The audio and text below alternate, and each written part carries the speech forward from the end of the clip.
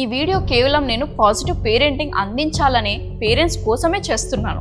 అవునండి, పిల్లల లైఫ్ లో అమ్మమ్మ తాతయ్య నానమ్మ తాతయ్య అంటే గ్రాండ్ పేరెంట్స్ యొక్క ఇంపార్టెన్స్ చాలా ఉంటుంది. గ్రాండ్ పేరెంట్స్ కి వాళ్ళ గ్రాండ్ చిల్డ్రన్ పైన చాలా ప్రేమ అనేది ఉంటుంది. కానీ ఈ లవ్ అనేది చాలా సార్లు మమ్మీ డాడీ అంటే పేరెంట్స్ మీ పేరెంటింగ్ ని ఇంటరప్ట్ చేస్తుంది. ఎస్పెషల్లీ మదర్స్ ఈ సిచ్యువేషన్స్ ని ఎక్స్పీరియన్స్ చేసే ఉంటారు. సో ఈ సిచ్యువేషన్ ని ఎలా హ్యాండిల్ చేయాలి అనేది ఈ వీడియోలో తెలుసుకుందాం. హలో అండి, వెల్కమ్ టు అవర్ ఛానల్. నేను మీ సౌజన్య, పేరెంటింగ్ కోచ్. నౌ కొందరు grand parents out of love అనే ఒక్క రీజన్ తో కొంచెం ఎక్స్ట్రానే చేస్తుంటారు. అలా పిల్లలకి మమ్మీ డాడీ బ్యాడ్ గా కనిపిస్తారు అండ్ గ్రాండ్ పేరెంట్స్ మంచిగా కనిపిస్తారు. ఈ విషయాలన్నీ కూడా సైకలాజికల్ గా చెప్పాలంటే దీన్నే పవర్ స్ట్రగుల్ అని అంటారు. ప్రతి మనిషి రిలేషన్షిప్ లో ఒక పవర్ కావాలని అనుకుంటారు. లైక్ నేను చెప్తే చేయాల్సిందే, పిల్లలు నా దగ్గరికి రావాల్సిందే, ఎక్సెట్రా ఎక్సెట్రా. లైఫ్ లో మీరైనా నేనైనా రిటైర్ అవ్వాల్సిందే. సేమ్ అలాగే గ్రాండ్ పేరెంట్స్ కి తమ రెస్పాన్సిబిలిటీస్ కంప్లీట్ అయ్యాక వారు పవర్లెస్ గా ఫీల్ అవుతారు. కాబట్టి గ్రాండ్ పేరెంట్స్ కి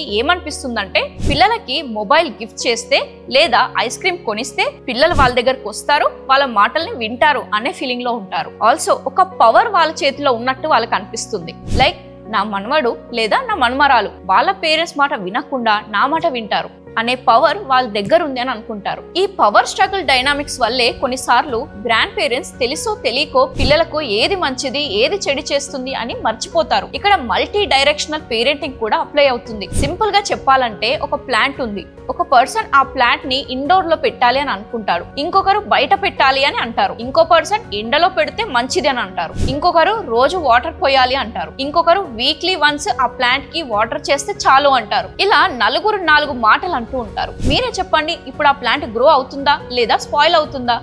ఆబ్వియస్లీ ఆ ప్లాంట్ స్పాయిల్ అవుతుంది కదా.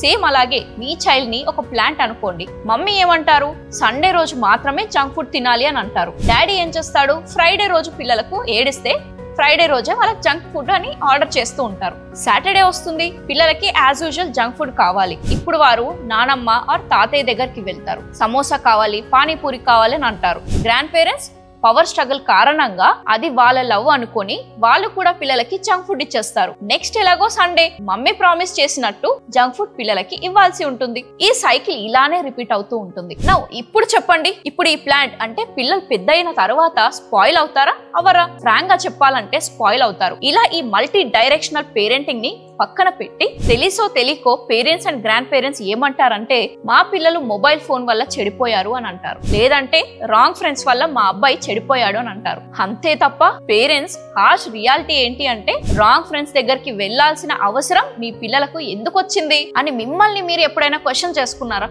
ఒకసారి ఆలోచించండి. ఈ పవర్ స్ట్రగుల్ ని పక్కన పెట్టి గ్రాండ్ పేరెంట్స్ వాళ్ళ గ్రాండ్ చిల్డ్రన్ కి ఫోన్స్, వీడియో గేమ్స్ కొనిచ్చే బదులు పిల్లలకి స్టోరీస్ చెప్పడం, మోరల్ వాల్యూస్ నేర్పించడం, మన రిలీజియన్ అండ్ కల్చర్ గురించి చెప్పడం, ఇలాంటివి చేస్తే పిల్లలు రాంగ్ డైరెక్షన్ లోకి వెళ్లరు. ఈ రెస్పాన్సిబిలిటీ పేరెంట్స్ కూడా తీసుకోవాలి. పిల్లల ముందు పేరెంట్స్ అండ్ గ్రాండ్ పేరెంట్స్ ఒక టీమ్ లా ఉండాలి. కానీ మీ క్లాషెస్, డిఫరెన్సెస్ పక్కన పెట్టి పిల్లల కోసం ఆలోచించండి.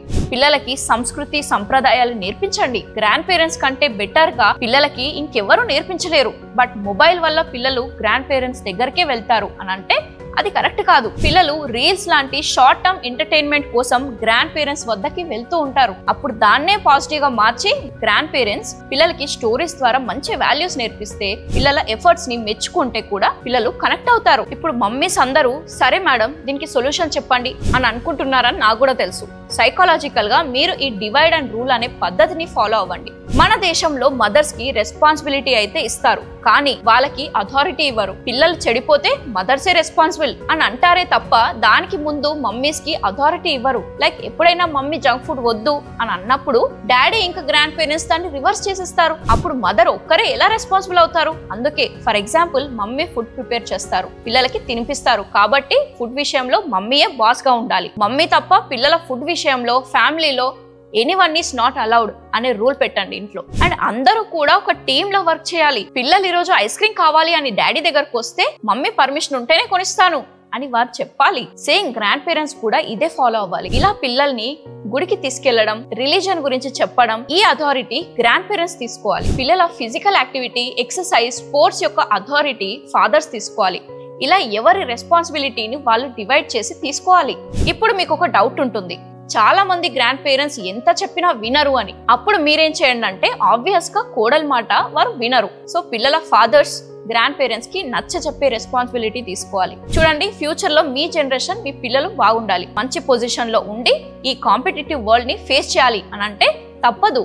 ఒక ఫాదర్ గా మీరు రెస్పాన్సిబిలిటీ తీసుకొని మీ పేరెంట్స్ కి వాళ్ళ గ్రాండ్ చిల్డ్రన్ విషయంలో డీటెయిల్ గా చెప్పి పిల్లలకి ఒక మంచి పేరెంటింగ్ అందించాల్సింది ఉంటుంది. ఏ తాతయ్య నానమ్మ కూడా వాళ్ళ గ్రాండ్ చిల్డ్రన్ చెడిపోవాలని అనుకోరు. మీరు మంచిగా వాళ్ళకి క్లియర్ గా ఎక్స్ప్లెయిన్ చేస్తే వాళ్ళు కూడా అర్థం చేసుకుంటారు. సో ఒకరి మీద ఒకరు బ్లేమ్ చేసుకోవడం కన్నా అందరూ కలిసి ఒక టీమ్ లా అథారిటీస్ తో సహా రెస్పాన్సిబిలిటీస్ ని డివైడ్ చేసుకుంటే పిల్లలకి పాజిటివ్ పేరెంటింగ్ అందించవచ్చు. ఈ వీడియో చూస్తున్న ప్రతి ఒక్క పేరెంట్ ఇతర పేరెంట్స్ కి ఈ యూస్ఫుల్ ఇన్ఫర్మేషన్ ని షేర్ చేయండి. ఎందుకంటే చాలా పేరెంట్స్ ఈ మ్యాటర్ లో సఫర్ అవుతున్నారు కాబట్టి. వీడియో నచ్చితే ఖచ్చితంగా లైక్ చేయండి. అలాగే మీ ఒపీనియన్స్ ని కింద కామెంట్ రూపంలో షేర్ చేయండి. నేను మీ కామెంట్స్ తప్పకుండా చదువుతాను, వాటిపైన వర్క్ చేస్తాను. నా ఫర్దర్ వీడియోలో కూడా వాటిని కన్సిడర్ చేసి మీ వండర్ఫుల్ పాయింట్స్ ని ఇంక్లూడ్ చేస్తాను. ఈ వీడియోని ఒక పాజిటివ్ వేలో ఆలోచించండి. నేను చెప్పిన వాల్యుబుల్ ఇన్సైట్స్ ని మీ ఫ్యామిలీ మెంబర్స్ తో పాటు కలిసి పాటించండి. నెక్స్ట్ ఇంకొక వండర్ఫుల్ పేరెంటింగ్ వీడియోలో మళ్ళీ కలుద్దాం. Thank you so much for watching.